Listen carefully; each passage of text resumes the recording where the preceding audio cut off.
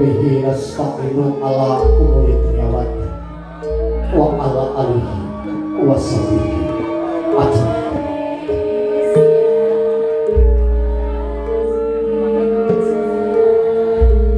Rogi sendiri wa yasi paru tekan sahih ya Allah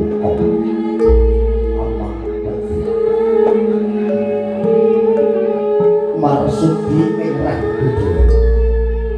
karo leluhuring budaya kadya ukuraning jiwa luwih taun wonten asalipun para pinsepuh sesepuh ingkang sampun pondo ing pamawas pedha ing pitutur ingkang hanggung mastuti dumateng koyanging kaulah saha ingkang tuhuhan inapun panjenengan priyagung pangepan papating praja satriya negari ingkang pantes dados pandang saha pandhuping kawula dasar saha ingkang satunggal kaling dua korbaning agama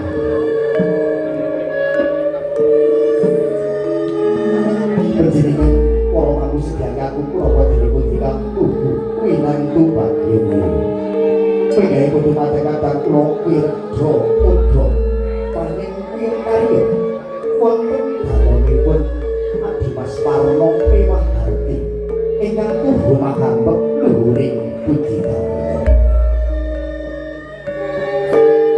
bisa teripun kepareng jejeri Pagyawa kakaturaken mendah pratelaning tata cara panen prasaja malam pidodaren dalu malih kula grugi sumungguh sareng-sareng kula dherekaken munjulaken raos puji mewah syukur wonten ngarsanipun Gusti kang Maha Agung tinggal Allah Subhanahu wa taala tinggal tasih kepareng babar kawilujengan saha gularing jagat katiti wonten ing dalu karengan dinten ingkang sampun pinci kawis wedi surya kaping 16 Oktober warsa kalih langkung masih panjenengan Adimas Parno Mewah Harti kepareng nedya ulat endahing budaya angrakit sekar cemoko mulih inggih kaleres munduh Serat Mojo temanten kekalih ingkang sesilihipun Bagus Sigit Purnomo ingkang badhe bau jinatu krama kelawan anak ayu Roro Amelia Junita Atmojo Jalu panjenengan arep aja putri panjenenganipun Bapak Suparjo Rustam Mewah Ibu Mariati ingkang pidhalu saking Kalilutung RT kalih RW 11 Ngejok Mojokedhang Karanganyar Ewa dene ijab kabul Serat Mojo pinanganten sampun kalampahan rikala ulan kepengker menggah benjang injang kang langkung tabuh setunggal siang Serat Mojo pinanganten badhe kawisuda satataning adat ingkang tasih lumampah wonten ing padhekahan Kalilutung kanthi menika panyuwun panjenengan Adimas Suparno Mewah Harti panjenengan pilih sepuh sangyaning para tamu kepareng jurung donga panguji mugi nggenda kepareng kagungan kersa wiwit purwa madya usana manggih kawilujengan Landugi putra Serat Mojo pinanganten nggenda kepareng badhe atur lomba wonten ing madyaning sasana Bebraya Ragu kanthi donga panguji saking panjenengan pilih sepuh sangyaning para tamu ing samangkinipun saged hendayani dados keluarga ingkang ayem tentrem mahdani keluarga ingkang sakinah mawaddah warahmah panjenengan pilih sepuh sangyaning para tamu kakung punapa dinipun ingkang tuhu winanggih bagya mulya ingkang salajengipun kepareng kula priji ngaturaken menggah pratelaning tata cara pepanggihan prasaja malem widodaren dalu kalenggahan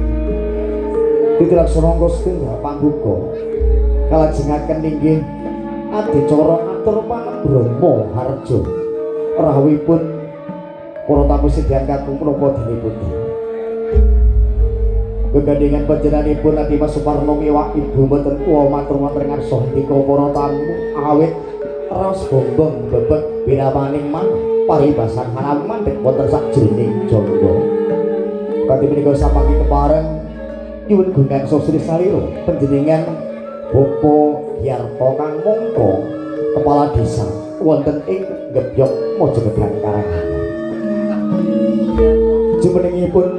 Bapak Yarto ing sapanggih kepareng kaabit panjenengan Bapak Suparno dalasan Bapak Sukino paripurna atur panembromo harjo rawuhipun para tamu sedaya kakung punapa Dene Putri kalajengaken besan tayub gegandingan dalu kalenggahan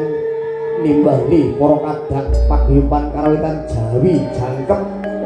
ngudi laras gombayuning rikala semanten Mbah Suwar anggadhahi pangandikan engko nek aku mari ewohe Parno jengben ajeng beksa tayub kanthi menika sapanggih saking keluarga ageng Adi Mas Parno biwah Mbah Suwar mangke dadi mangsanipun beksan tayub kula sumangga menggah beksan tayub angka kalih saking kanca-kanca panjenenganipun Adi Mas Parno mangke lir gumanti setunggal poko sawiji saged nyaket wonten sak ngajenge panggonan ewadene sampun nganceng adicara beksan tayub paripurna beksan tayub kalajengaken inggih adicara hiburan kanthi menika samangke murih gayeng regengipun swasana pepanggihan wonten ing dalu kalenggahan tentunipun rawuhan MC kondang panjenenganipun Bapak Tomo ugi mangke rawuhan pesinden ingkang sampun kondang kawentar Mbak Riri ugi wonten Mbak Intan Mbak Wedan mangke mugi Bapak Ibu kepareng lenggah kanthi suka pernon penggalih sinambi miyarsakaken atur libur saking para kadang paguyuban karawitan Jawi jangkep mudiras panjenengan diri sepuh sangyaning para tamu kakung punapa Dene Putri bombli mekaten dadi laksana pepanggihan pargian ing kalangan dalu